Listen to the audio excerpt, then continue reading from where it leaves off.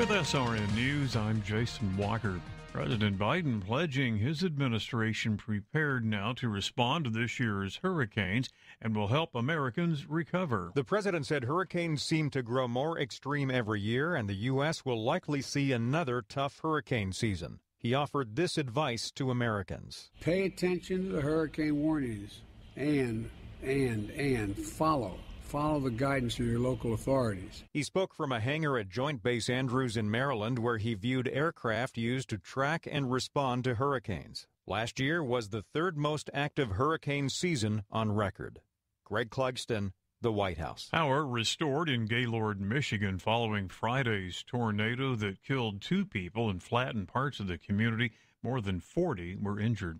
Also at srnnews.com, there's just no let-up in the rising cost of gas. There's been a 33-cent per gallon jump in the retail price of gasoline in the past 2 weeks. Regular grade is now $4.71, and it sits $1.61 over the year-ago point. That is fuel price analyst Trilby Lundberg. Heritage Foundation research fellow Joel Griffith says Congress can curb inflation, but it's a matter of getting Democrats to open their eyes. He says the Democrats need to stop subsidizing federal housing market with an assist from the Federal Reserve. They've actually printed several $1 trillion over the past 2 years to buy up even more mortgages. In fact, the bulk of the new mortgages that have been made in dollar value, those have basically been bought up by the Federal Reserve, which means you have even more dollars flowing into the housing market. Consumer prices rose 8.6% last year. This is SRN News.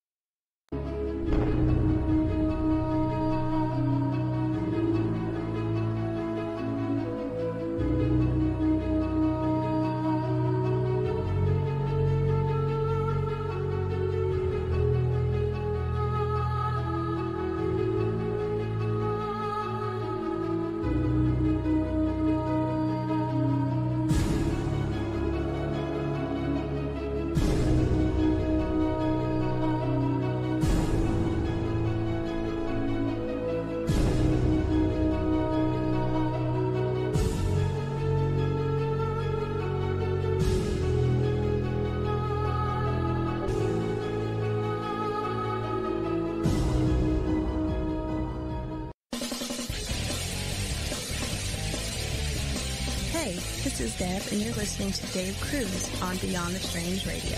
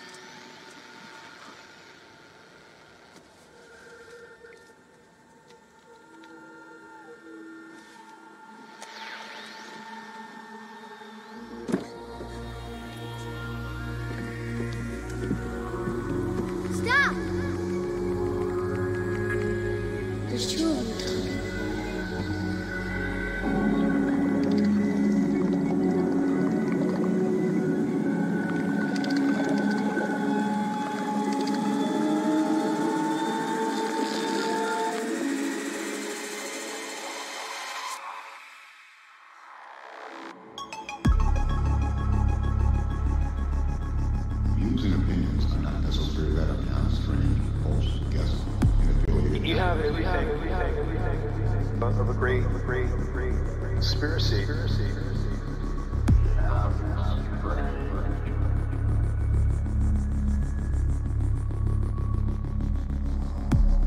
How did I get here?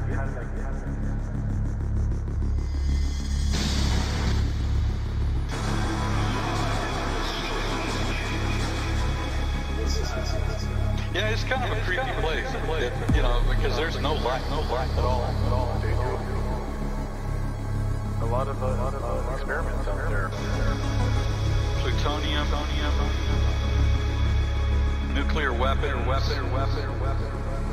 Nuclear destruction.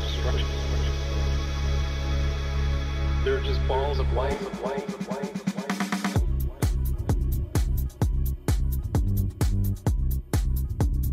There's a ghost in the house.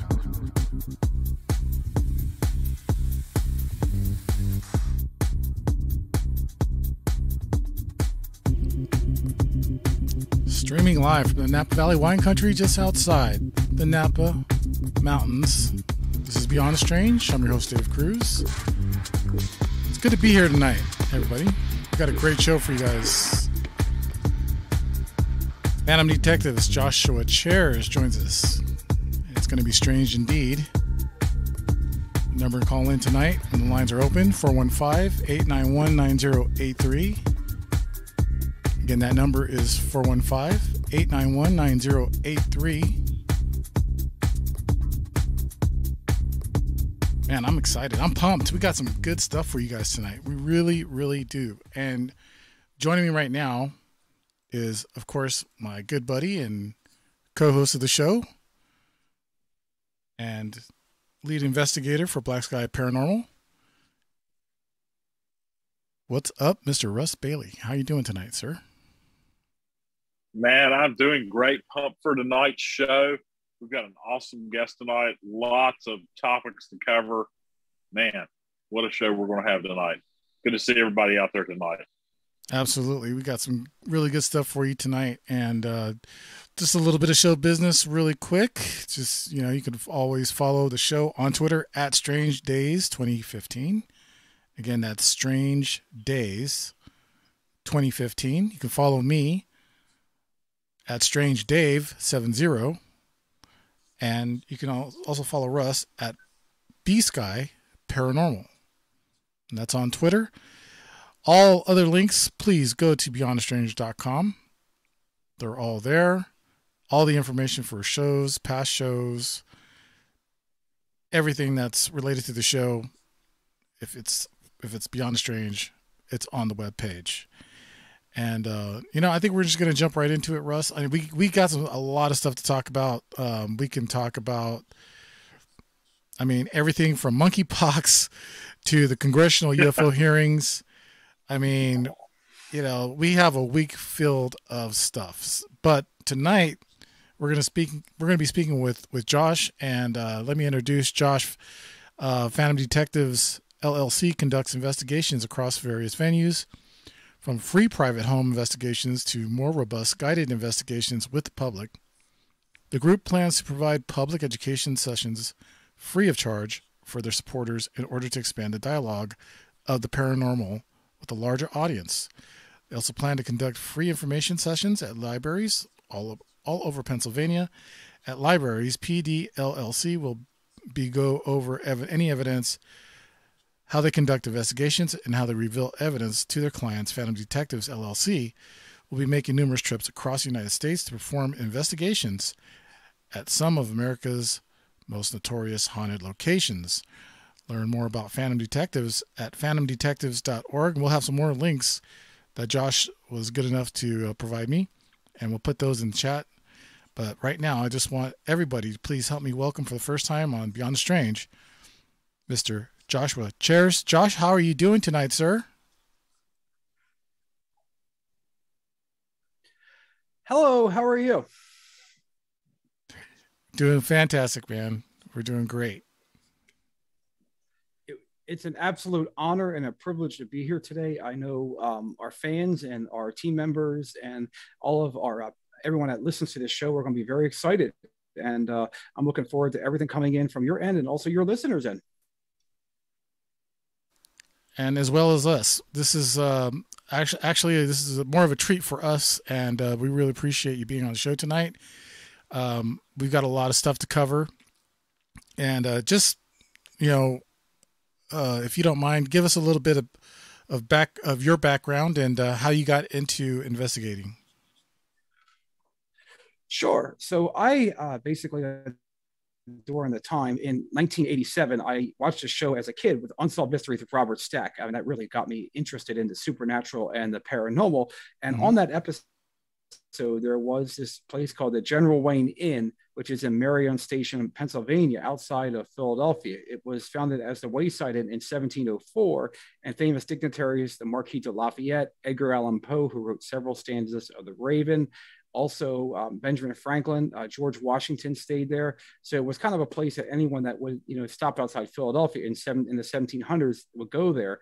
And in that episode, it's called The Inn of the 17 Ghosts. It really gathered my attention, where people had heard reports of the TV like turning clockwise and counterclockwise when the patrons were at the bar. People seeing Hessian soldiers in the basement and the wine cellar area. People also reported seeing a Hessian soldier on the steps and hearing groans and different kinds of voices. So that really kind of gathered my attention. And then in 2002, I had the opportunity to return to go to the inn with a local Philadelphia team at that time that was led by Micheline Mayer, who was one of my early mentors in the field. And Miss Mayer has since passed away, but she did a quantitative analysis of the inn. And there I was in the basement area of the general wing. And at the time, we're using standard digital cameras. It wasn't really sophisticated on equipment back then as it was now. Right. Back then we had like, EMF detectors, maybe a tape recorder, and maybe just like your pencil and pen, and maybe a digital camera. So basically during the basement area where the wine cellar was, I took 3 consecutive photos, and basically there on on the second photo, these weird and green and yellow streaks of light came up, and it kind of matches the description of people seeing a Hessian soldier by the name of Wilhelm down in the basement area of the inn. So that was really kind of gathered my interest, and I took it to different people and different film companies, and they had no reasonable explanations why those streaks of light were there. So then what happened was basically, then of course, as 2004, 2003, I graduated high school, and then I, graduated Cap Brandywine, and then I, during that time, Ghost Hunters comes out, and Ghost Hunters, of course, was one of the main shows because Jason and Grant kind of really pioneered it. And I spent the mid 1990s missing Art Bell a lot with some of his legendary interviews. So when Ghost Hunters came out, then the explosion of all the shows started happening with like Ghost Adventures in 2008. That's when I graduated from Westchester University with a Bachelor's of Science in Business Administration. And then, of course, in 2000, Ghost Paranormal State came out around that time as well. And also, so you saw the explosion of shows from Pioneer, from what Jason and Grant were doing. And that really started gathering my interest. And then in 2014, I'm basically, was watching this episode called The Haunting of Summerwind, which is season 1, episode 2 of A Haunting. And there was this place called Summerwind Mansion. Summerwind used to be called West Bay Lake Fishing Lodge. It was founded as West Bay Lake Fishing Lodge in 1914. A man named John Frank there actually had founded the place. And then in 1916, he sold the mansion to a guy named Robert Patterson Lamont, who was the U.S. Secretary of Commerce under President Herbert Hoover. So basically, Mr. Lamont bought the mansion and reconverted the mansion into as we know it, and then became Lilac Hills. And then during that time period, after it was converted to a mansion, the servants told Mr. Lamont that the house was haunted. And then basically, of course, he would say, there's no such thing as ghosts. There was a woman in white that was floating in the kitchen that was seen. So he just said, grow up, there's no such thing as ghosts. Until he had his own supernatural experience there in 1935. And according to the story, A Carver Effect, a paranormal experience written by my friend's father, Wolfgang von Bober, in 1979. Mr. Lamont and his wife were eating dessert in the basement door, and they fired 2 shots, thus missing the ghost, and they left the mansion never to return. And then in 1948, Mr. Lamont died, and the property went to a lady by the name of Lillian Kiefer. Miss Kiefer, basically, over the next 20 years, the place would, she would have people give it 2 or 3 years, and it would go back to her. Another person would try to buy it, and then they would try to make a go of it. Then it wasn't until the Hinshaw family moved in, which I'm friends with them. And the Hinshaw family moved in the summer of 1969. They had to have it. They thought it was a great fixer-upper. And the Hinshaw family, Arnold's real name was Jim Hill. So they thought this was a project house that they could make a go of it again. So they gave, Miss Kiefer a down payment, and they moved in the summer of 1969. But all of a sudden, as soon as they moved in, they reported seeing flickering shadows. They also reported seeing silhouettes of shadow figures in different parts of the rooms. There was also reports of, they would try to nail the windows shut, and basically the windows would fly open on their own. So they had to resort to nailing them shut. There was also a car that reported that caught on fire there. But then what happened was over the next year, things got worse for the Hinshaws. They, unfortunately, Arnold basically had a mental breakdown and had an organ. There was a actual Wurlitzer organ inside the house. And basically, he would play that to all hours of the night. And basically, supposedly, the reports are he went mad and went crazy and had committed to a mental institution. And the family was so terrified that they had to basically stay in the one in the living room. And then, of course, Ginger, according to reports, it was her committing suicide. She tried committing suicide, but then as she sold the place back to Lillian Kiefer around 71, 72, and then, of course, Miss Henshaw, basically then her father, Wolfgang von Bober, Raymond von Bober Sr., bought the place. He was a popcorn vendor from Chicago. So he went ahead and tried to make it go to the place again. So he bought it from Miss Kiefer, and he kind of ran in similar problems of the Henshaw family. He would bring construction workers to the place, and appliances would break down and would, magically fix themselves. They would also try measuring rooms in different parts of the mansion. And basically, when they would change shape, basically according to the reports in the book. And then, of course, when they went to measure the rooms from the original blueprints, they would change back. And then, of course, Mr. Raymond von Bober Jr. actually was supposedly seen a vision of the gunshot.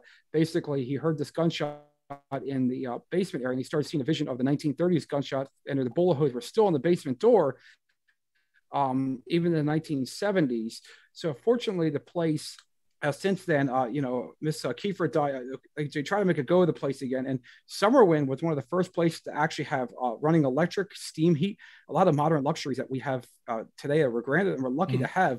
But back then, of course, that was pretty advanced technology. So what happened was Miss Kiefer died in 1985, and Wolfgang von Bober gave the house back, sold the house back to Lillian Kiefer. Then when Miss Kiefer died, she then sold the place to a couple from La Crosse, Wisconsin, by the name of Harold and Babs Tracy. Mr. Tracy bought the property as a wedding anniversary present for Miss Tracy. So then she basically went ahead and basically, tried to make a go of the place again. But unfortunately, they reported one night when they were actually walking up to the mansion from the lake, they actually saw supposedly that the actual mansion was almost like breathing and inhaling. And this was before it burnt down. And then unfortunately on Father's Day in 1988, the place fortunately was burnt down, and there was a neighbor that supposedly said that he has since passed away, but he has basically told my friend Craig Nearing, who runs the Fox Valley Ghost Hunters team up in Wisconsin, who does public events on the property, that the township itself was responsible for the burning of Summerwind. And according during that time period, basically, he mentioned how they took some bales of hay, they put it inside, and they leveled the place. And according to the haunting episode, that it was lightning and fire that took it down. But the actual truth is the town was getting tired of people trespassing and legend tripping on the property to get their own supernatural experiences.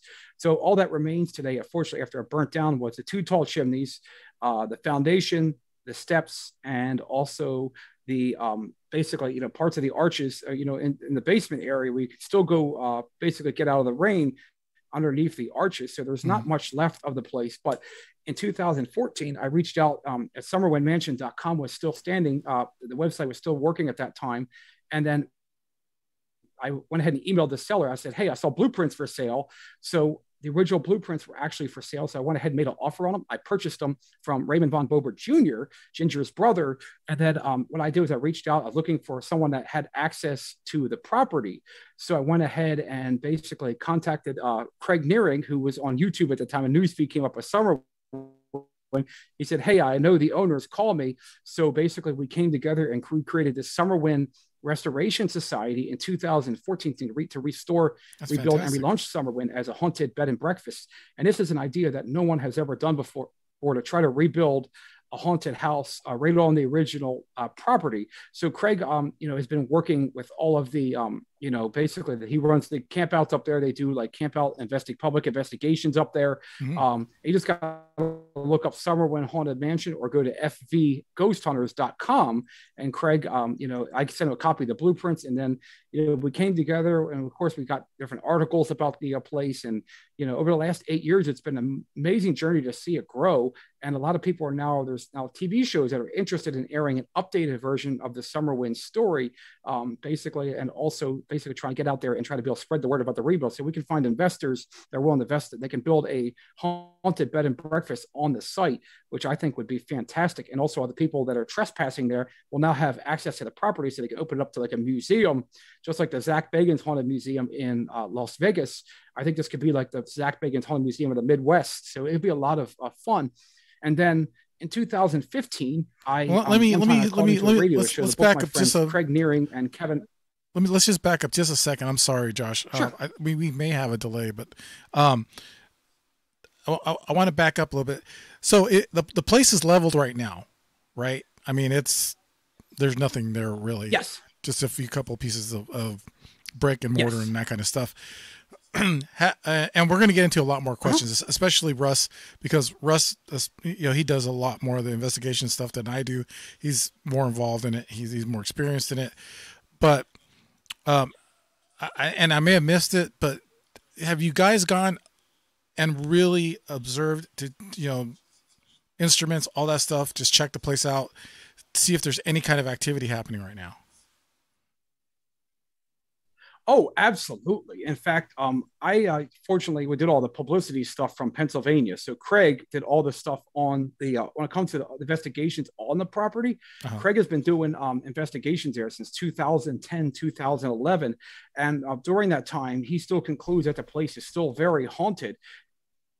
And there were times when they would be, running their EMF meters or their ghost boxes, and they would get like rocks that would just fly out of the foundation with no reasonable explanation. That's and awesome. Also they would basically report going down to like they would take one of their investigators, put her in isolation and sit her on a chair outside the property, and all of a sudden a raccoon would fly out of a tree, and then basically she played her audio recorder back and she said, and you hear these words, "I pushed it." And according to on the property, there's actually Indian burial mounds on the Summerwind's property. So the Indian burial mounds have been there. Like supposedly there was different tribes, and there was an English explorer, according to the Carver Effect book, that explored that. It was given a third of the parcel of land, named Jonathan Carver, that was reported haunting the property in the 1970s. And one of Carver's ancestors, Michelle, she's involved in the Summerwind Restoration Society as well. So basically, the place is still very active today.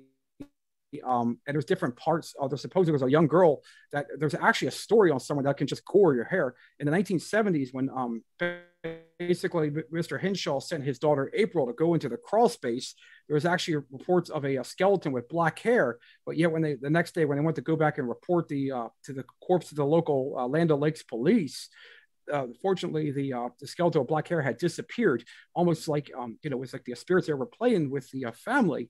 So basically, this place is still active today. I mean, with the rocks going out, the investigators basically getting the raccoon pushed, and also them getting different kinds of EVPs. The place still has a residual and intelligent haunting behind it, even 50 years later today.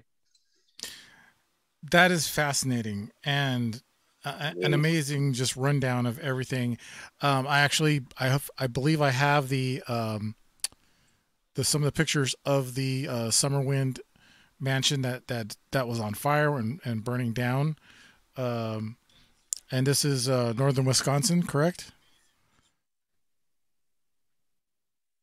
So yes, and there's actually two teams that were running the campouts at the Summerwind restoration site. There was the Fox Valley Ghost Hunters, which are a friend of the owners, and of course the late Kevin Malik, who had a show called Paraversal Universe Radio, really good friend. He passed away 2019, but they were also the supporting society, the Fox Valley Ghost Hunters. So basically they would do the campouts there. So those two teams were kind of the driving force behind the on-property stuff of the Summerlin Restoration Society. So the place has definitely got a lot of history. And, being a U.S. Secretary of Commerce is out. There's even rumors of U.S. presidents staying there, Calvin Coolidge and Warren G. Harding. So I'm not sure if it's 100%, but that's very possible that those U.S. presidents could have stayed there in the 1920s. So the place has definitely got a lot of haunted history. Wow. That's amazing. Russ, you have any questions? I'm trying to pull some stuff up. I was just curious as to what caused the fire at the mansion. Good question. Sure. So back in 1988, there was a neighbor by the name of Jim that he lived next door in the place. He lived there from 88 to 92. And according to the reports, there was an article that was written in 2017 by the Milwaukee Journal Sentinel. I'll try to put it in chat for your listeners, that basically explains like all the process involved with the burning of the property. Now, there was supposedly that when the neighbor was out there talking, and of course when the place was basically the fire department stopped by and said that they would be on site, and basically that they would have control of the flames and all that. Like, to me, like, if the fire department will come down and warn the neighbor in advance, something wasn't right. So that to me shows right there that they're clearly guilty. But of course, basically the owners had tried to take them to court and never materialized. But when the place burnt down, it was like pretty much level, just a straight burn. There was on the property there was a servant's quarters, a playhouse, a child's house. And according to the reports of this neighbor, basically everything was a controlled burn, basically. So when it's a controlled burn, you kind of know, like, they probably most likely was putting all the bales of hay, spread them out inside all the buildings, and then just pretty much just took some gasoline, poured around the foundation, and then just boom, lit it up. And at the time, there was no sophisticated security cameras. It's not like it's today where you can put home security cameras out all over properties. Back then, like, they just went ahead and leveled it. And this neighbor actually reported like everything was so controlled, and the fire spread evenly across each part of the buildings, and just the place burnt down within like 4 or 5 hours, according to the actual reports from the neighbor. Jeez. Yeah. And anytime there's like almost like an arson, so to speak, any type of damage, I think, to properties like that will also ramp up a lot of paranormal activity. We recently did an investigation at a residential last year, and the house owners were doing a fixer-upper, so to speak, and it really stirred up a lot of the activity and everything. So definitely when you have that issue and you're moving stuff around or burning in this case, it definitely, the whole ground is probably haunted and everything. I would say you probably see apparitions there still in the ruins and everything. Oh, yeah. In fact, what's interesting was in 2017, this was for National Ghost Hunting Day, which is run by Maria Schmidt and Brian J. Cano. Craig was live streaming that. This was like one of the people that was doing the campouts, one of their fans that was actually attended the investigation that night, actually caught this floating lady right above, with a white dress right above the steps. The steps are still there. The original steps of Summerlin are still there. So basically you could see her kind of floating right above the steps. And that was a great piece of evidence that they captured that night on the investigation. And we got to a point where literally Jeff Bellinger from Ghost Adventures has been working with us in some capacity to try to get people to rebuild Summerwind. And what he's trying to do is we're trying to produce a TV show. Unfortunately, New Line Dominion, the person that ran New Line Dominion, passed away recently. And of course, a development person that was working with us, Kelly Tucker, she had since left the company. So basically the Summerwind mansion rebuild and the updated episode, unfortunately, never aired. But it's a shame because basically this episode was to air. Basically, I think it would definitely have a lot of interest. And what I told Craig to do was to go to Paraflix.com, and Paraflix is a growing live streaming service, much like basically Discovery Plus. And I told him just to fill out a form, put all the information, and have the basically president of Paraflix, Natalie Jones, who lives in Dallas, Texas, to see if she can maybe produce this episode. And I think if the right people get involved with this episode, it could lead to the place being rebuilt. And once the place starts getting construction again, I believe the paranormal activity will really ramp up, because any time you're attempting to modify or improve a structure, basically then it would definitely cause the activity to increase even more. So basically I believe the spirits will really let themselves be known as a place is being built. That would be very interesting to see some hammers and nails flying around. Yeah, if you will. Oh, absolutely. In fact, what was interesting was the neighbor that actually attended one of Craig's campouts in October of 2017.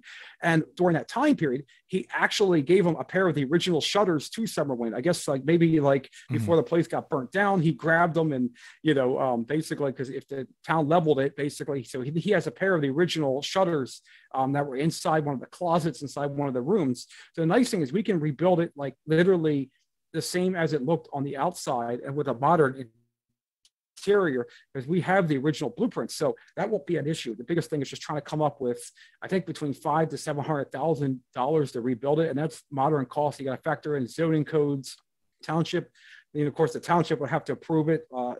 So hopefully someday the place will be rebuilt, and I think it will in time. It's just got to find the right people and the right investors that'll be willing to do this. Yeah, and also, Josh, I know that you are involved in other projects as well, namely Dark Matter Digital. And right now you have Dark Matter News, and I'm not sure if that's in relationship with Dark Matter, but can you talk a little bit about that? Sure. So Dark Matter News was originally a fellow by the name of Leo Ashcraft. He had the Mutual News out of Dallas, Texas. He was hand chosen by Art Bell in April of 2015 to be his affiliate director. And during that time period, Leo Ashcraft, so Art had a deal with XM Sirius Radio, but unfortunately during that time period, Sirius XM wanted his subscribers to pay $200 every year for for them to continue to have all of the continue to listen to Art's show. So his 6-week ran, and his end of his 6-week run in 2013 ended in October 2013. So basically, and when he was planning for his final return, he instructed Keith Rowland, his longtime webmaster and architect czar, to build a free streaming digital network called the Dark Matter Digital Network. So basically, when Leo was hired by Art in 2015 to be his affiliate director, Art wanted a 5-minute paranormal newscast at the bottom of every hour on Art's show.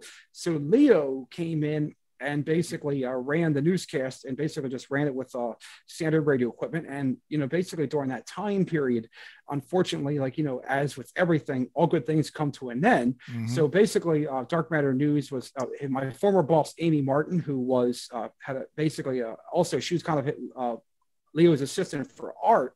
So right. Basically she was a good writer and Leo saw potential in her. So basically Leo did the Dark Matter News from July to October 2015, but then unfortunately he had some conflict with Keith Rowland. Keith is a pretty good person, but he's a difficult person in terms of personalities. Sometimes with opposite personalities can clash. So Leo left Midnight in the Desert in October 2015 and was replaced by my former boss, E.B.E. Martin. So basically then Amy took over and she ran basically a successor called Dark Matter Digital Network News. But the original Dark Matter News, the primary news service of Midnight in the Desert, is Dark Matter News. It was never a part of the DMDN network. It was always privately owned by Leo. So I had, when basically in October of 2015, acquired it. And Leo's like, hey, a year ago, do you want to buy this? And I said, well, I don't know what I can do with it, but if you're willing to so we basically said, well, I'll try to see what I can do with it. So he went ahead and basically I said, okay, he said, make me an offer. So I said, okay. So I went ahead, we agreed to purchase price, a sale price that was both fair to both of us. Mm-hmm. So I had bought the rights to the name, the logos, the websites, the trademark. I had a trademark in last December.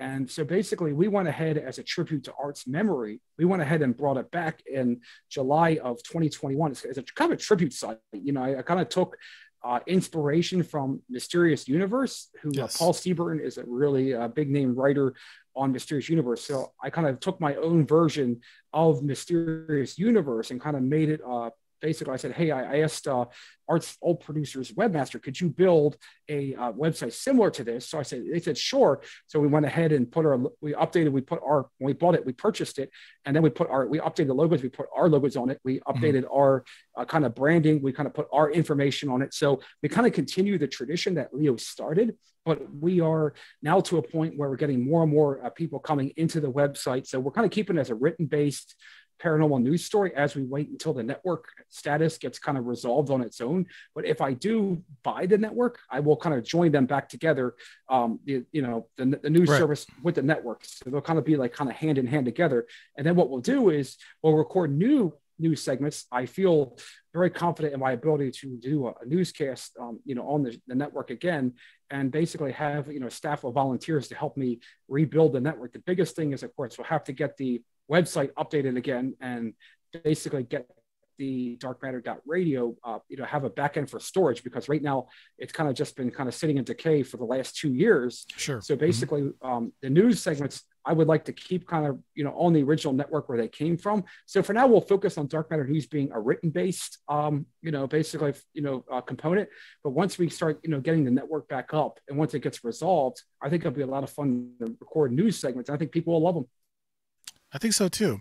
I'm not sure. I haven't been to Bell Gab in a while, but is that still a thing? Fortunately, no. I know Michael Van Evan, who basically was, a long time, he used to host the Gabcast, and of course, Heather Wade was his co-host for a long time, and they used to do that together. Bell Gab has been since moved to Facebook. It used to be a wonderful place where people could talk about Art Show, and people thought, and basically where hey, I got this big community of people. But over the last couple of years, it's kind of strayed far from its original vision. It's really now, unfortunately, they're just not, very nice people on there now. So it's kind of gone far from where it used to be, when Art had it. So basically, it's still in existence, but it's under like a Facebook group now. So it's a shame to see how far it's gone. But I used to really enjoy going to Bell Gab and reading all the different posts about UFOs and ghosts, and it was a really great community at one time. But over the last couple of years, I just kind of kept away from it. It's just too much drama, and but I do always used to enjoy the different posts about UFO spotted in Anchorage, Alaska, for example. It was just fun to read the different topics that people would write. Yeah, absolutely, great stuff. People talk about Mel's Hole and all that stuff. Some of the great episodes that Art Bell did is it's pretty amazing. We all miss Art. What's funny? And his oldest son looks just like him. Basically, his oldest son actually is a mailroom clerk supervisor right outside Philadelphia. His name's Vincent Pontius. And if you look at him, you could definitely see he looks so much like Art, and he resembles him. And, it's amazing that basically Art had 5 children. He had Vincent, Lisa Monet, which is Vincent's full sister. And then basically he remarried in 1981 to Vicky Baker. They had Art the third.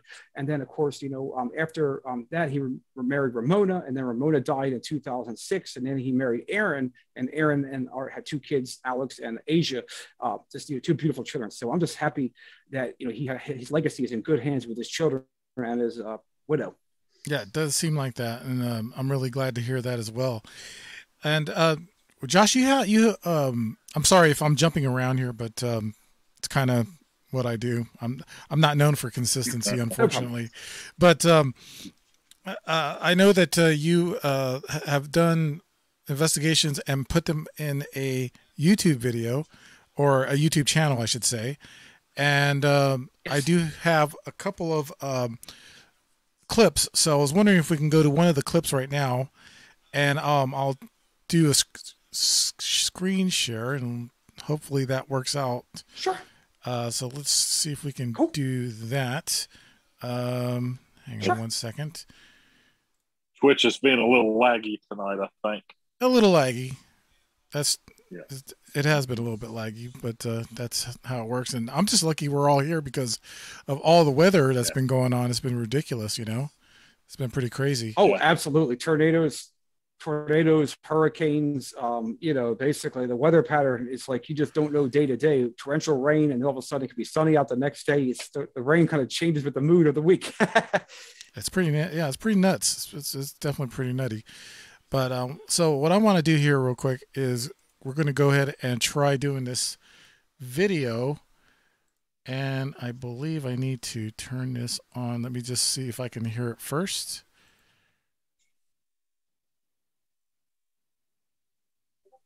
Okay, hang on one second. Let me bring that back a little bit. I'm just setting it up really quick here for you guys, and then we'll get it going here. And then I'll start the screen share. And hopefully we all stay on the screen.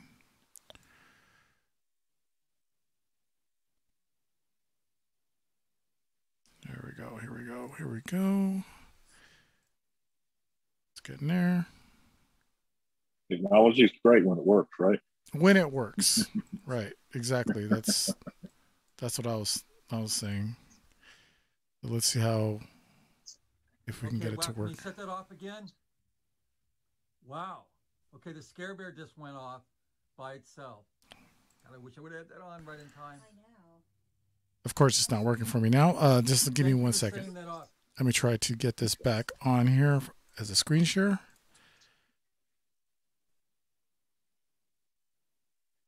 And we will get hopefully somewhere. All right. So you guys should be able to see this. At least I know you guys are seeing this. Let me get it over here. And it's not working, of course, on the screen, but we do have, it's episode 8, part 3. And this is a kid's room that you guys are involved in. Oh, yes. We have a client by the name of Ashton, who is a friend of Melissa's, our psychic mediums. Actually, basically, the child's room is reported to be very active, and the spirit of a little boy basically is reported haunting that room. So we went ahead and basically Melissa and Rick brought in a couple of small little motion sensor devices. So a scare bear is kind of like a REM pod, basically. And the REM pod was starting to go off, basically, like it's a little scare bear REM pod. And he got from Ghost Stop. And of course, Melissa had her little hamster balls as well. Let me see if I can get this on the screen, because I really want the audience to be able to see this as well. I mean, we can all hear it, but I really want everyone to be able to see it. That's going to be the fun part. So yeah, your videos are great, by the way. I love your channel, and the new animated opening and intros are great, also, Josh. Let's see if we can get. You think so? Yeah, very, very good. Thank you so much. And I think it especially comes down to our graphics designer, Raj, who basically I just tell him what we need and he just goes ahead and produces it. He's from India, but it's nice because have somebody that's very dedicated to what we're doing and what we believe in. And someone like Raj, who basically has been with us for a year now. I said, I made a post looking for a graphic designer. He went ahead and made the post. I said, hey, can you build me a YouTube intro outro? And all of a sudden we just hooked it on our package in our presentation, and it's been a big hit, and people love our intro outro. It's starting to become very well known with our subscribers. Yeah, that's great, man. All right, so let's see why we can't see VLC. For one, we should be able to see VLC, which is the video player. Hang on, let me go ahead and kill that. I'll bring this up. You guys can go ahead and talk shop as far as investigations go for it while I cue this up. Yeah, so cool. Have you ever been to any of the areas like St. Albans Sanatorium, or have you been to Lake Shawnee by chance? That's some of the areas I've investigated. Not yet per se, but I have seen like similar, places, like a place called Pennhurst, which is in Spring City, Pennsylvania. Pennhurst is kind of very iconic because it opened as a school for the boys and girls. It opened in 1908. It closed in 1987. The first buildings that were there, basically, of course, there was a the teachers lounge, the lower campus, the administration building, Quaker, Rockwell, Mayflower, Limerick, the upper campus, which is Buchanan, Keystone, and Capitol Horizon in Pennsylvania. It's part of the Pennsylvania Underground Railroad. And what's amazing about Pennhurst is it's been around for over 100 years and very historic. And I was on a previous team with my lead investigator who has since left, but she actually is a Civil War reenactor, sound engineer, and all that. And we were in the Philadelphia building, which is adjacent to the basically the Mayflower building. And we were basically in the what was interesting there is in one of the tunnels underneath the Philadelphia building. Those were available, so we went down basically one of the opposite ends of the tunnels, basically, and we took our thermal camera. We have a FLIR TG165 thermal imager, which is like we got from Dave Giuliano from the Ghost Hunter store. And Dave's just fantastic on equipment. He does a lot of really good stuff and apparatuses. So we took our thermal camera and just basically point and click, and all of a sudden, basically, we see this pair of rusted out boots, cold boots on this iron door. And I tried to look for rusted, surfaces to try to figure out how to debunk it. And I have no reasonable explanation, basically, why those boots were there. And then later that night, actually, Grant Wilson from Ghost Hunters actually came out and investigated with us. He actually was there with his agent Lindsay Center of Center Stage Events.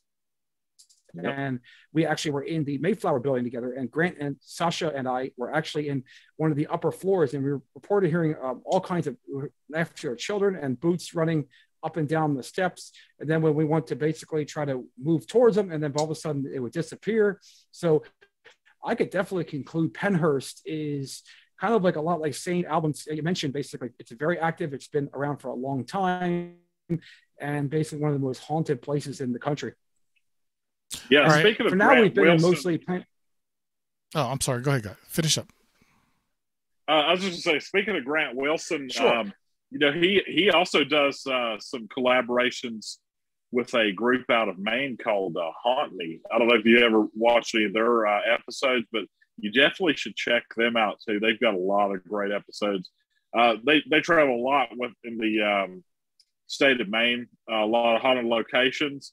And then this season, they were at the Hinsdale House, which is one of my bucket list places. To be honest, that'd be an awesome place. Maine is so haunted, and especially there's a lot of old lighthouses and stuff. And there's stories of basically people that actually like lighthouse keepers that actually had young wives, and basically like there's supposedly that they would get married and have and there's a story, one of the ghost stories I actually heard from Haunted History was this basically this lighthouse keeper, basically this wife that he fortunately had a piano brought into the lighthouse, and then of course this lady played his wife played this song over and over again, but of course he got so tired he went mad, and according to he accidentally killed her, but then he took his own life. And reports people seeing the lighthouse keeper and his wife in this lighthouse. So especially like the town of Buckstown or Bucksport is very haunted as well. And I think that there were some stories of General Grant used to go up there a lot as well.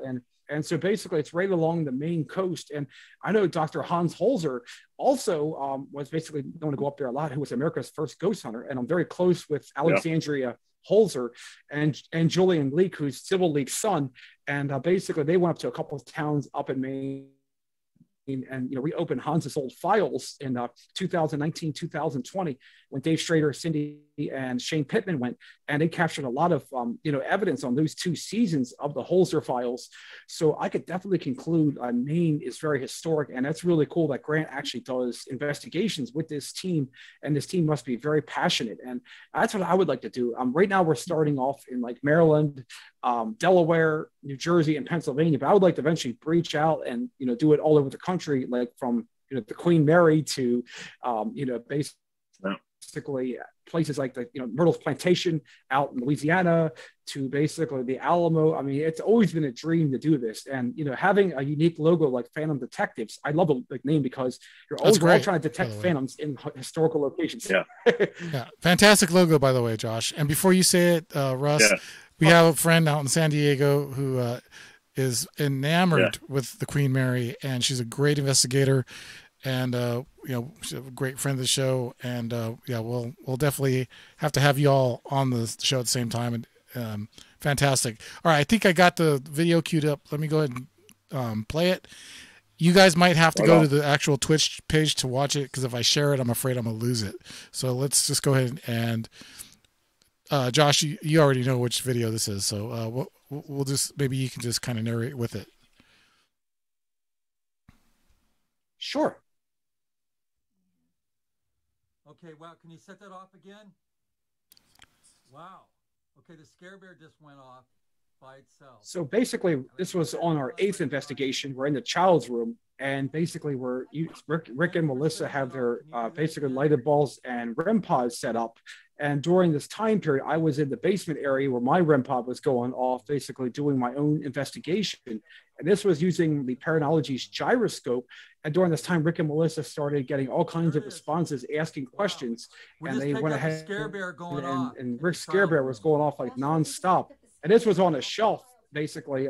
What's interesting about this is there's no electrical outlets near that shelf. And there's also the lighted balls were right near, Melissa put those right on the floor, right next to it. So when you have, you can add 2 pieces of equipment, like a little $4 hamster ball and a $60 scare bear REM pod going off at the one time, you're definitely getting some kind of paranormal activity, because basically I'm saying, well, you can add multiple pieces and you can put it back to back. And then Melissa was also feeling the presence that this young boy might have been a grandson of the owners that passed away in the house. In the 2014, when the owners died, this child basically was, I think this child died at an early age, and he was their grandson, like 8 or 10 years old. You know what? We are still not getting a picture. But what I'm going to do right now is I'm going to go straight to your YouTube channel, and we're just going to go. Cool. I was afraid that we were going to maybe get like a copyright, hit with a copyright issue or something if we did that. But I'm going to just do it anyway, because it's probably going to be the only way tonight we're going to be able to see that. Let me get over there. And also, Twitch has been really laggy on my end tonight too. I've had to leave the website and go back and forth several times. Okay. Hopefully no one else is having that issue, but it could be the weather, the locations, the area, that kind of stuff. Let me get over here and trying to find the video that we were watching earlier, and it was not basement. Oh, here it is. Okay, so it's actually labeled gyroscope sessions. Does that sound familiar, Joshua? Yes, and the Paranology gyroscope is actually a really cool device. It was invented by a guy named Jerome Jones, who runs Paranologies. And what it does, it's like a rotating phone dial, kind of like a Ouija board, except it has static electricity. And what you can do is on one side, the right side, it can light up, like it rotates like a phone dial, and it goes basically, it lights up yes or no or maybe, and then on the other side it actually spells words out. It's a really cool device, and I know Jerome has been kind of slow with production right now, but if you guys ever get your hands on a Paranology's gyroscope, I highly recommend buying one. They are absolutely really good with evidence, especially if the spirits know how to use it. Make a banging noise. I'll keep that in mind. The wall.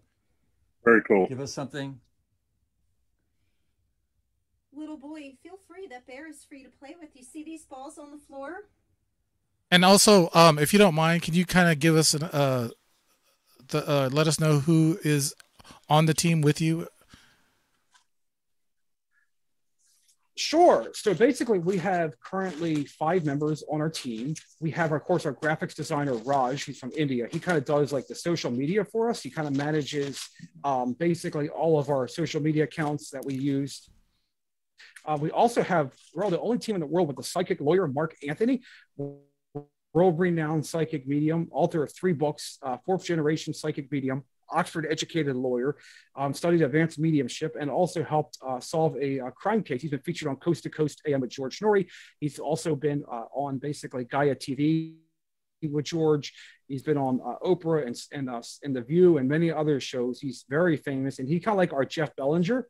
He researches historical locations, basically contacts places for us. So he's very much involved with that. Of course, there's me.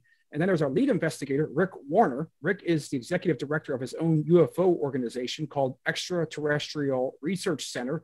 He's a former Delaware MUFON member. He's also a certified UFO investigator through MUFON. And what's amazing with his credentials is he's also the U.S. ambassador to the Italian UFO Federation, FUI. And basically, he's been on the UFO show Unstoppable before.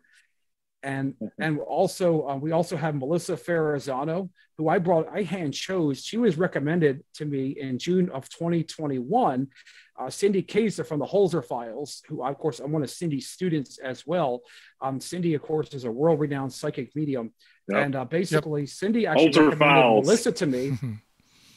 Yes, absolutely. And Melissa actually, it looks a lot like Cindy as well. And basically, she's actually studied, advanced psychic mediumship and life coach, also shamanic healing, crystal healing, EFT, energy tapping.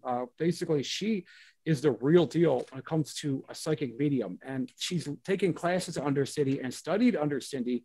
And now she's started studying remote viewing and demonology. And she's just a wealth of knowledge. And I've seen her grow over the last couple investigations. And every time she's going to a historical location that we've been to, basically she has been spot on. And I've given her no information at all about the history of the location. And basically I just show her a picture of it and I don't even name the location, and she picks up on certain connections to the places, certain historical figures that are associated with that place. That's how spot on she is. Well, let's take a listen to this really quick. Current team right now. Okay, I'm sorry. Go ahead. Sorry. No, that's all right. I do believe we do have a little bit of lag. Okay. One of our big. Go ahead. No problem. Sure. So, and of course, one of our biggest things I would like to eventually do is find a camera person. Of course,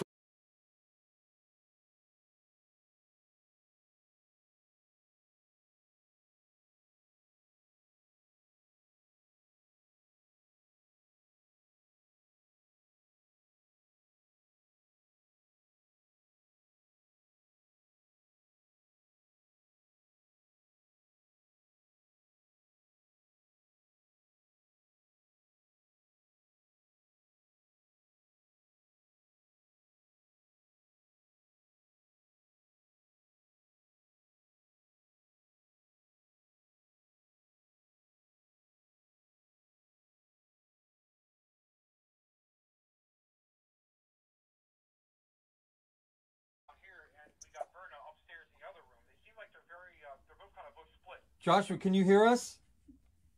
Joshua, can you hear us? The K2 meter went crazy into the red, and so is the Scare Bear. Can you set the K2 meter? There we go. Oh, my goodness. Look at that. Wow, and there's the Scare Bear. Oh, my goodness. Look at that, going off. I'm going to capture this. Wow, man, we got good footage in this room. We definitely do. That is a pretty cool clip right there. I would have to say you guys got some good spiritual activity going on right there. Yeah.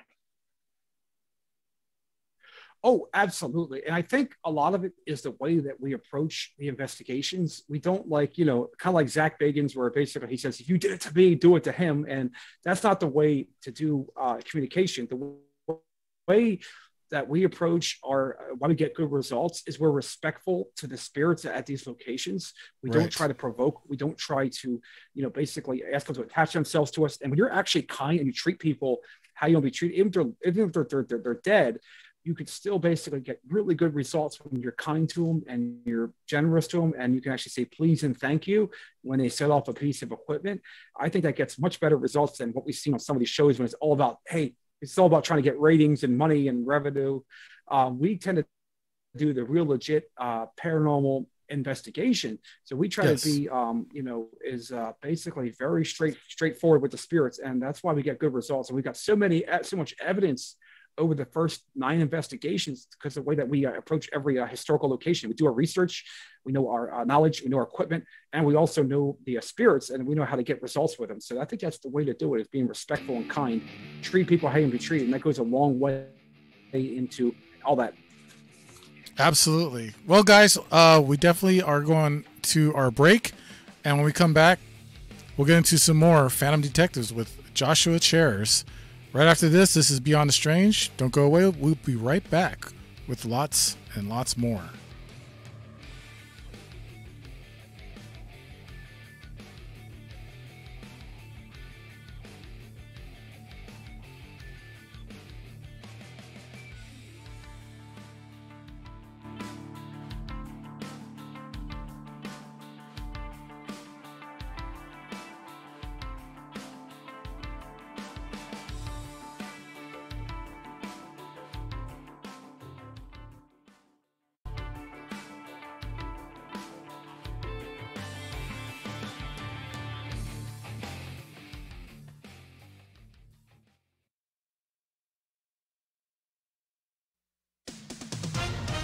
With SRN News, I'm Jason Walker.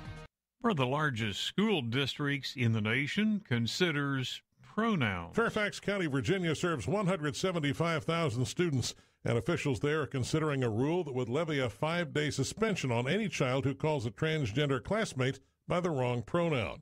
The schools will only use that punishment if they are convinced the perpetrator is, quote, maliciously misgendering one of his peers. A growing number of public school systems are embracing transgenderism. The school board is set to vote on the pronoun rule later this month. Michael Harrington, SRN News. Well, the Maine Department of Education removing from its website a video containing an LGBT lesson plan for kindergarten kids that was the subject of a Republican ad targeting Democratic Governor Janet Mills.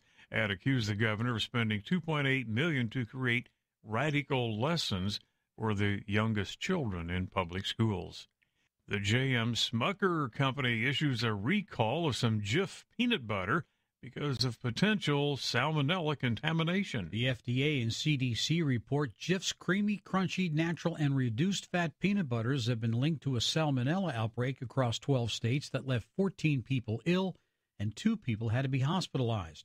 Side effects from salmonella poisoning include fever, diarrhea, nausea, and vomiting. The recall affects jars with lot codes 1274425 through 2140425 and should be discarded. Rhonda Rockster reporting. Surefire way to wreck your evening. A Wisconsin couple say a bear broke into their house. They grabbed a kitchen knife, tried to stab the creature. Finally, the man was able to grab a firearm and shot and killed the bear. More details at SRN News.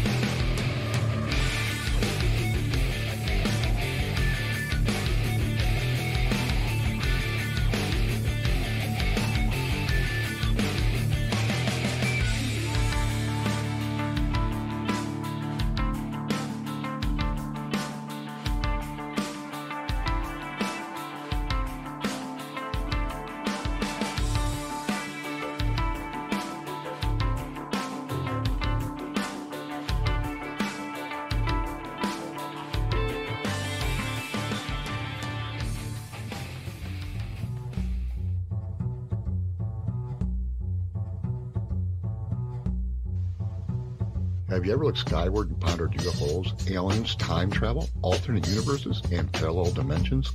Want to explore paranormal activities, hauntings, and various cryptoids such as Bigfoot, sea and lake monsters? Greetings, Beyonders. I'm author Casper Parks, and you're listening to Beyond the Strange with host Dave Cruz. Help spread the word by posting links to forums and social media. Available at YouTube, Spreaker, iTunes, Stitcher, and TuneIn Radio.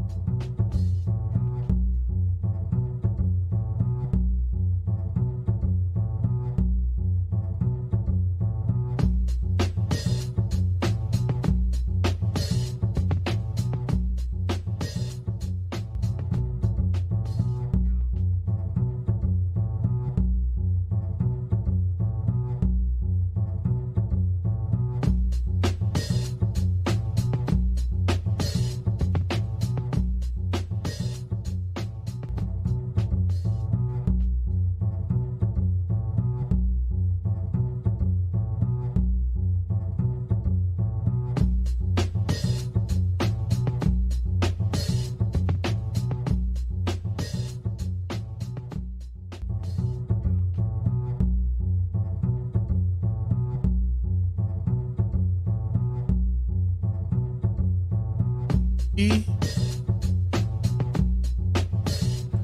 right, welcome back, everyone. This is Beyond the Strange. I'm your host, Dave Cruz. Thank you for joining us tonight. We do have a wonderful show so far. We have Phantom Detectives, Joshua Chairs, joining us tonight. And it's been a fascinating evening so far. And you know what? Without any more further ado, let's just go ahead and get back into the show. Right now, once again, I want to welcome back Joshua Chairs. Thank you so much for joining us tonight, Josh. It's been a great evening. It has been a great evening, and we have covered so much, and we still have yet so much to cover. Absolutely. And Josh, one more time, where can people find you and your website and everything that's Phantom Detectives right now? Sure. So we actually have 4 websites. The first one is Phantom, Phantom Detectives, so phantomdetectives.org, phantomdetectives.org. We also have UFO website, Rick's website, which is ERC, the number 2, explorer.com. So ERC2explorer.com. We also have Melissa's website, which is psychic medium autumn.com. So psychicmediumautumn.com. And we also have darkmatternews.com. Those are our 4 websites where you can reach us. And on phantomdetectives.org and on basically darkmatternews.com, our webmasters went ahead and built us a virtual community, much like you have on your Discord. We have a Phantom Detectives Discord. If you would like to directly interact with us or have any kind of context regarding investigations of historical locations, we'll be more than happy to, you can chat with us on there. So there's plenty of ways you can reach us. You can also reach us at email at phantomdetectives@gmail.com.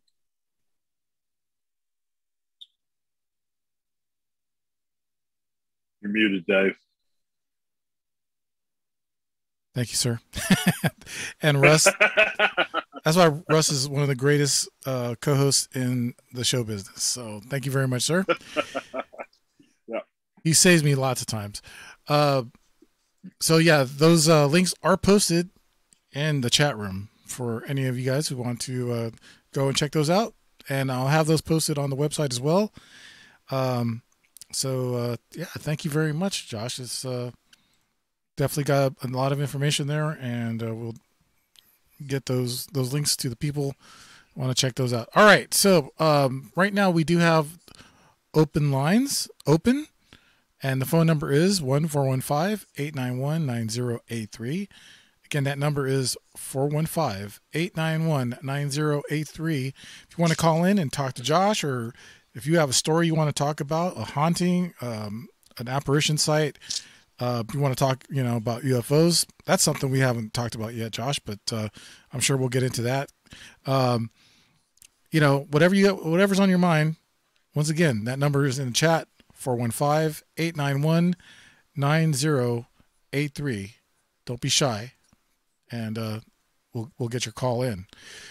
Okie dokie. So where should we go from here, gentlemen? I know I have another clip we can get into later, once we get towards the end of the show, which, by the way, is going to be at 6:30 Pacific. I know that we had a UFO congressional hearing last week, and yes, of course, Russ and I we keep up on that. It's been talked about, all week, but we haven't talked about it on the show tonight because we're just now doing the show. So, Josh, I'd like to get your take. First of all, I'd like to get your take on UFOs. What do you feel they are, and how do you feel towards them? Well, I feel UFOs, basically, there's been a lot of reports, even back to the time of the Bible, of people seeing extraterrestrial crafts and extraterrestrial origins.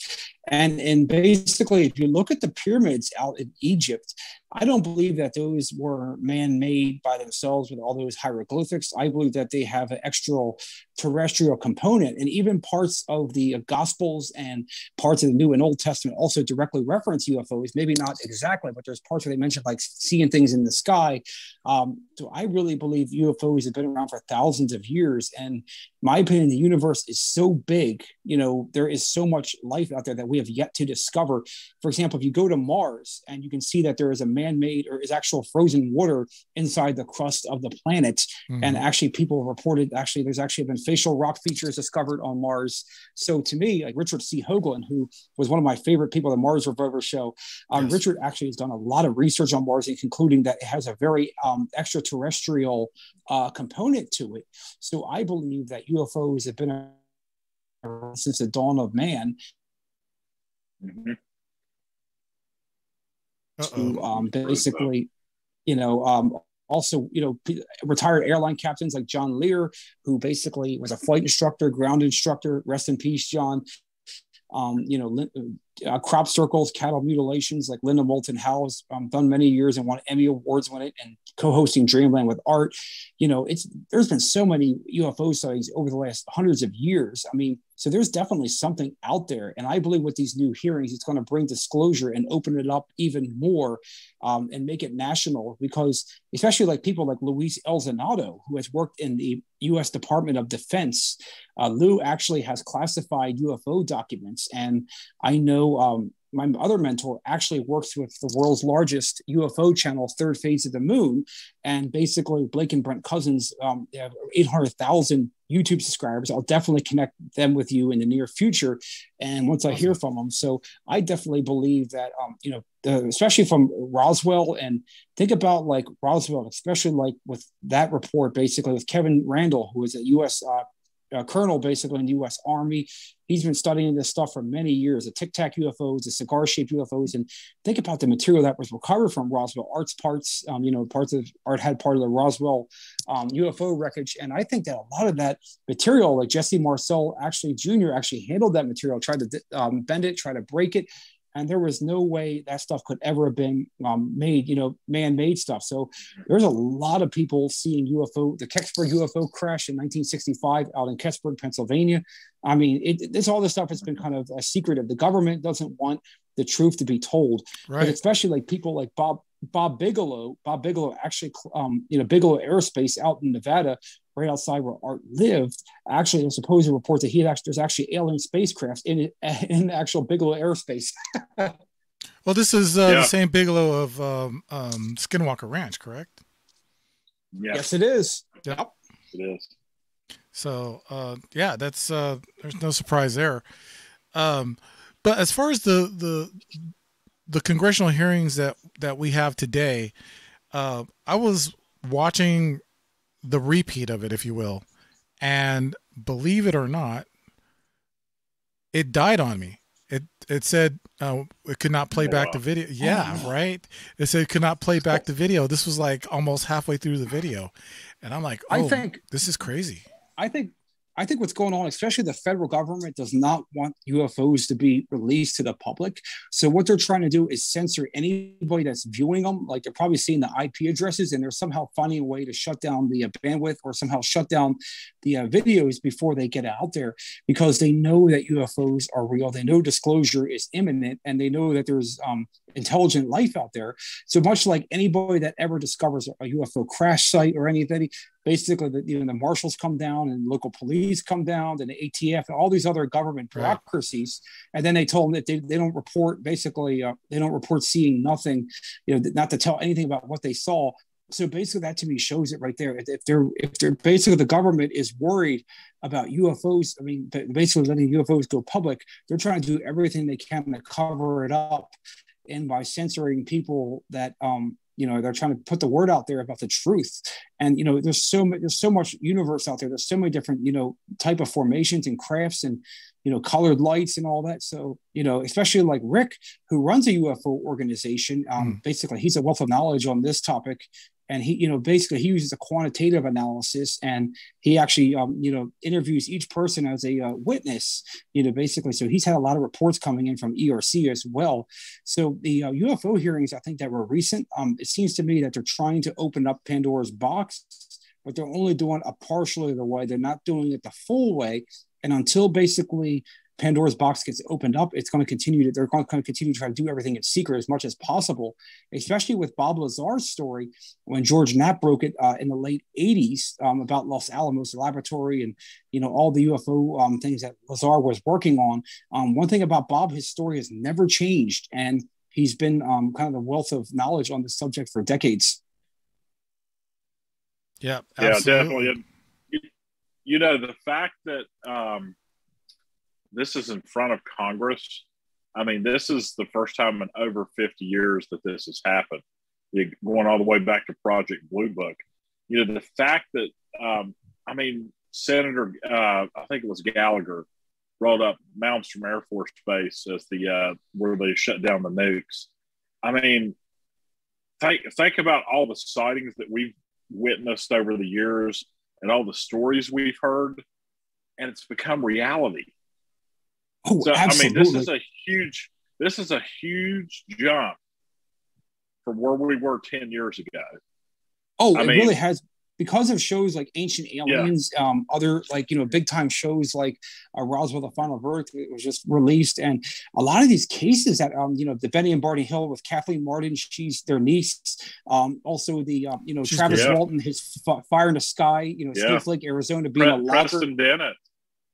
Preston's wonderful. He's Doc's co-host. Basically, did Third Phase of the Moon Radio research on a mission, and Preston was his co-host.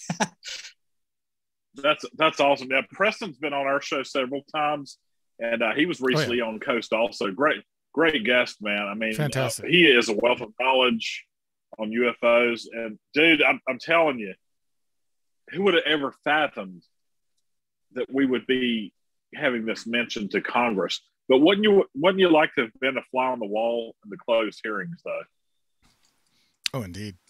Oh, absolutely. I would too. And I think especially because there's so much stuff out there now, I think what's going to happen is like whistleblowers are going to blow the whistle. They're going to bring it above ground, much like Edward Snowden did when he had the NSA, when he revealed the government spying on us, lying to us. And of course, he had to get extradited to Russia. But I believe there'll be whistleblowers in the future that'll make all this information public. And eventually the government will have to come out and say, yes, there's definitely UFOs. Yes, they're definitely real. Yes, we have information at Area 51 that there are like robots and spacecrafts and all that. So I think it's just a matter of time, basically, when someone comes out and just makes all this even more relevant. So these Congress hearings are a step in the right direction, but I don't think we're going to get the full truth until probably next another 5 or 10 years.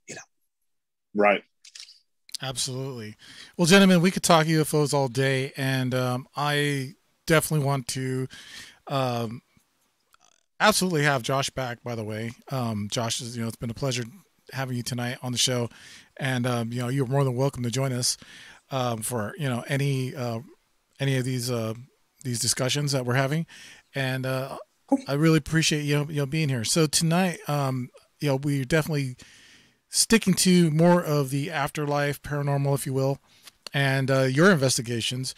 I got another video clip that I want to show, and this is Crybaby Bridge. It's an EVP session that I believe it's you and Melissa. And yes, so we were actually at this bridge. It's a really fascinating history. It was built in 1875 in Bucks County, outside of where Katrina Wyman, from Paranormal State, Paranormal Lockdown, Portals to Hell with Jack Osborne. She lives like right in that general area. And what was interesting was there's also reports of a woman named 17-year-old woman that had a baby born out of wedlock named Mary. And of course, basically she hung herself on the bridge. And what was interesting was that night that we did that investigation was right near where Melissa was picking up the reading of where this woman hung herself. In the 1870s, the REM pod was going off. So when you compare a medium's readings with a REM pod and you're getting activity on the REM pod, that is pretty strong, convincing evidence. And then what was interesting was when you play that clip, you can actually hear in EVP, I think you can hear a whisper of a lady saying, no, like that. So it's on the EVP section of our website, just in case you want to be able to play that back. But on the, so we call it EVP right at that end of the bridge, on top of right where the REM pod was going off and where Melissa's readings were. So that's pretty amazing to have that kind of evidence, layers upon layers is what we always want on investigations. All right. So without further ado, let's go ahead and start up this clip. And this is Crybaby Bridge. Communicate with us by the questions we ask and talk to us through our digital recorders to capture paranormal evidence. Much like on Paranormal State, our version is called, they used to call it dead time, when basically they would either sit in a circle and ask their questions. Our version is called phantom time, where the phantoms basically come out at night and basically we detect them using our voice recorders.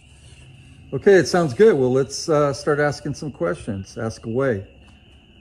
Mary, are you here with us?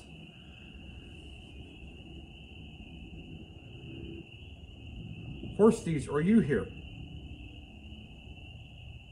And Josh, feel free to jump in anytime if you feel like you need to explain anything. Sure. So basically, this was like the last part of the investigation, and we like to call for us tonight. Anything you would like to tell? Mm-hmm.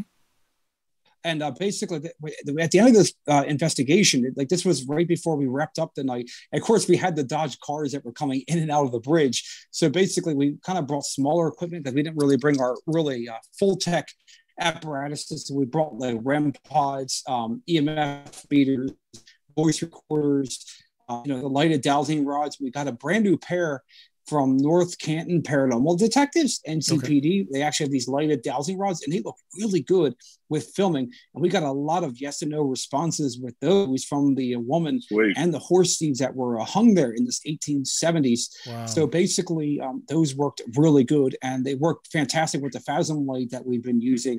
So I could definitely conclude after that investigation, we definitely captured a lot of legit paranormal activity. And, people that report going there actually report hearing a baby crying, and also basically feet like tapping on top of in the middle of the bridge. They actually hear, a woman like kind of right across the bridge on the top.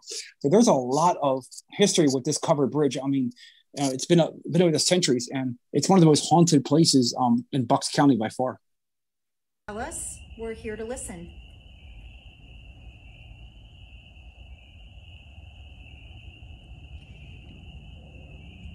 Are you happy that we're here?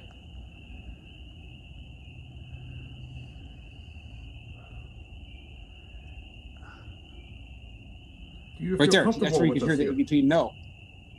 You can kind of hear that too, like that kind of faint no.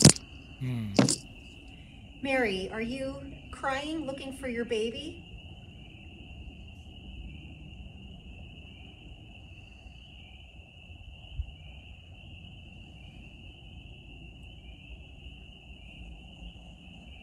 Did you guys hear something? Mm-hmm. What'd you pick up? Like a thump. Yeah. Okay, they heard a thump back there. I didn't hear anything, but you guys could see how really creepy it looks out there. During this time, we actually also were we were actually picking up nearby like bangs and noises outside of the creek area. Like we heard like thumping like coming from the opposite end of the bridge. So it seems to me like basically there was something there trying to communicate and let us know, hey, that basically we're here. And what was interesting was we captured a thermal image, which you can see on our investigation section of phantomdetectives.org. You can see the silhouette of this lady in a dress and the cold signature.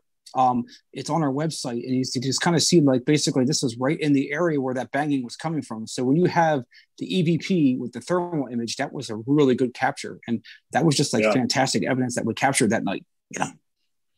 Especially with those red infrared lights on.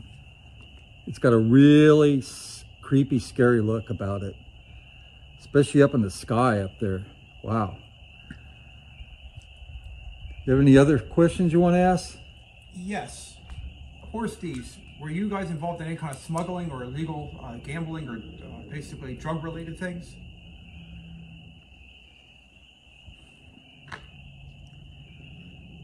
Was anybody hung on this bridge?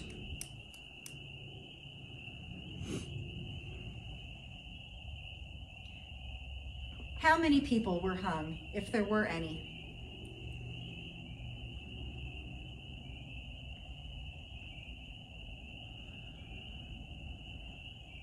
I hear that faint breathing right there. How many spirits are here with us tonight? Yeah.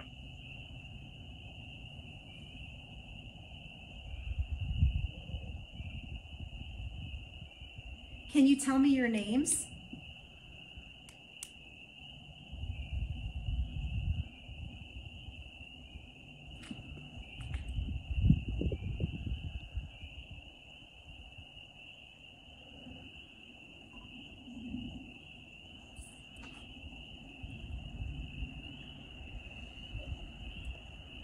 How long have you been here for?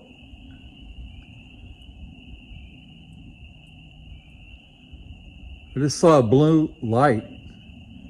Wasn't mine, was it?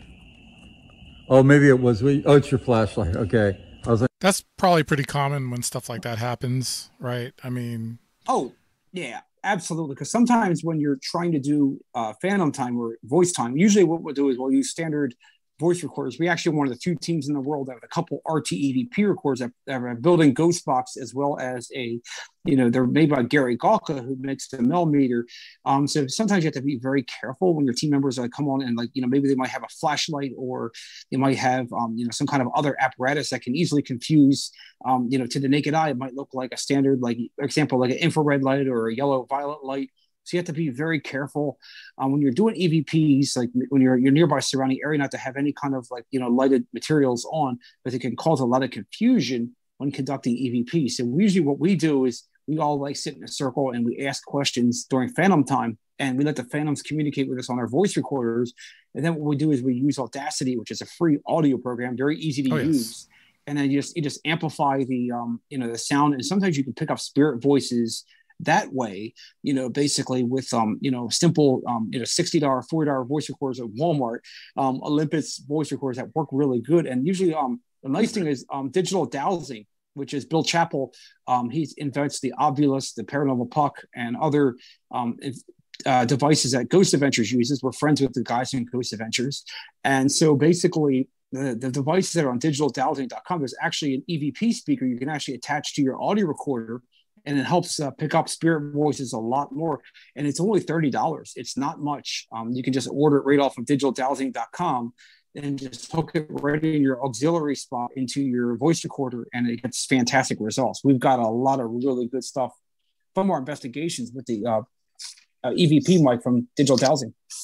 That's amazing. And I know Russ uses similar equipment. Also, the one piece of equipment I really love that Russ uses is called a Phasma box. I'm not sure if you're familiar with that.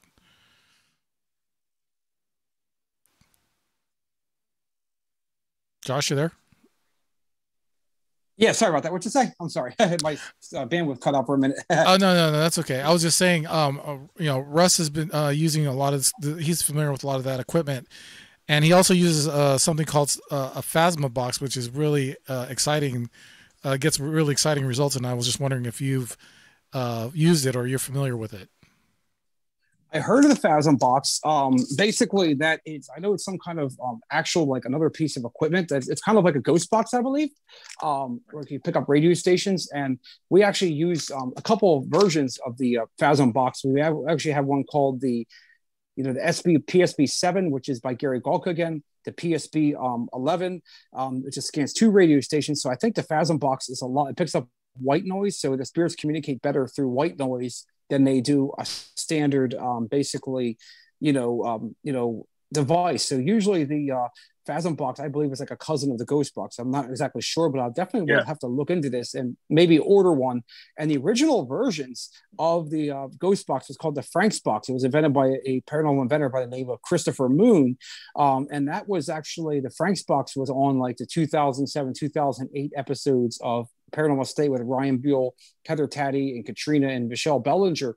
So, I believe the Phasm box is this fantastic device, and I highly recommend when you use a ghost box, make sure you use the AM stations, sweep it left and right, put out your audio high as possible, and try, if you compare it with a portal box, which can help clean up the sounds, you'll get better results with a portal box hooked up to a ghost box than you would without it. And we also do the Estes method, which is where we blindfold Melissa, our our assistant lead investigator, psychic medium case manager, and then we put have her scan the S box from Ghost Stop, and then we use the portal box. And then what we also do is we use a voice recorder and a K2. So basically we use the Chairs Warner, Estes method, which is even better than the standard Estes method that Amy Bruni, Adam Berry did on Kindred Spirits. So definitely it's the best thing to do is to be able to have a device like that, because it's a bit like the spirit boxes are really good and they're pretty cheap too. You can get them for $60, $70. They're not much. So I think It's that not the portal box and the spirit box, they're all great devices, and they're simple to use. They're very user friendly, and I highly recommend that anybody goes to dasdistribution.com, and you can pick up a standard spirit box for like $70. The PSB7 is a great entry level model of the Phasm box. That's fantastic. Yeah, and it's you can also the Phasm box I use is I actually use it on my Windows computer. Oh, cool. It's you go on extremesenses.com. The software is like $15, and then I use a hardwire jack from my headphone jack to a Braven speaker to amplify the sounds. But we get a lot of incredible responses out of the Phasma box and everything. So really, really great program. Definitely my favorite one.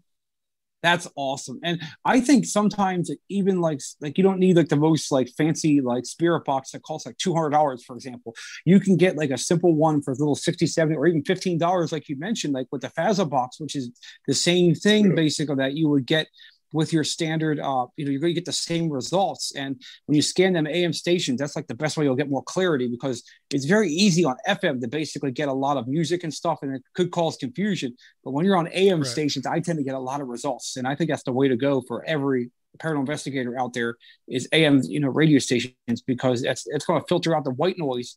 And if you could use a portal box and get one from like Dave Giuliano from the Ghost Hunter store, he sells them for like $200, $100. It'll help filter out all that white noise. You can hear the spirits a lot more cleaner. And sometimes you get some really good results with it too. Well, gentlemen, this has been a fascinating evening. I hate to draw it to an end, but it is that time. And Joshua, I really appreciate you once again being on the show tonight, and it's been a fantastic evening. We definitely have to have you come back. You're always welcome.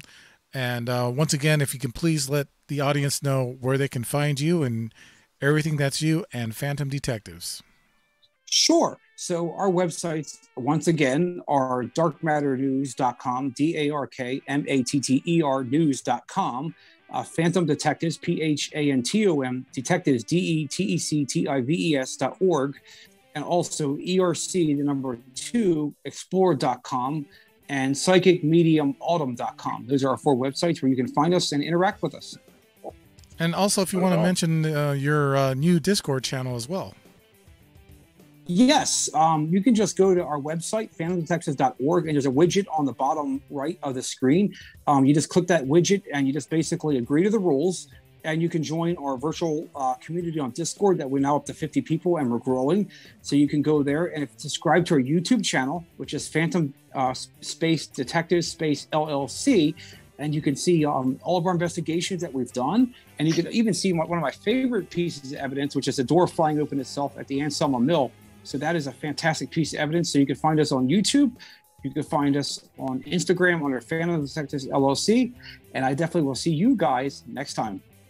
Absolutely. And we'll see you in the Discord chat. Thanks again. Russ, where can we find you?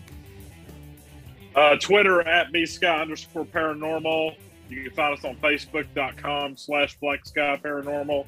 You can also find us on Instagram at BlackSky UFO and TikTok at BlackSky UFO, and of course BeyondTheStrange.com. Yep, everything BeyondTheStrange.com. Gentlemen, again, fantastic night. Thank you again, Josh. You hope you have a great night, and we'll see you all next time. Don't go away. Let's wrap up the show, and we will get out of here. So, thank you for Phantom Detectives, Joshua and Russ. I just like to say that. Executive producer and creator of Beyond the Strange is Dave Cruz. Co-executive producer is Russ Bailey. Co-executive producer of the show is Deb J. Cruz. Music by Alan Hall and Zebrafish. The beginning disclaimer is by Casper Parks. Visit him at CasperParks.com. Thanks again, everybody. Please share the show. And remember, go to BeyondTheStrange.com. Thanks again. Everyone have a great night. Hasta.